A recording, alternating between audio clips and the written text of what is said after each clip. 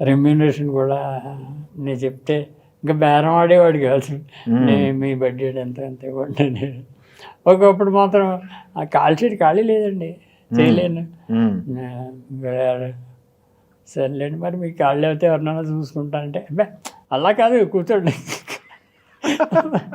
తమాషాగా ఉంటుంది ఆయన. అలా మీకని కాదు, ఎవరికైనా అయితే ఖాళీ లేదంటాను. మీకు ఎలా చెప్పను, కూర్చోండి ఎంత ఇస్తారు చెప్పండి. సరే అలాగా తమాషాగా ఉండేవాడు. ఓకే.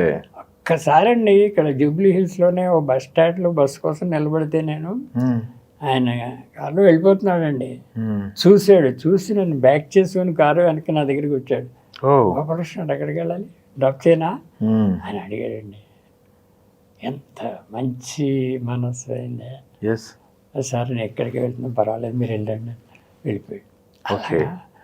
ఆగి పలకరించారు. చాలా మంచివాడు. కానీ అసిస్టెంట్ డైరెక్టర్గా ఉన్నప్పుడు మమ్మల్ని వేపు తినేసేవాడు.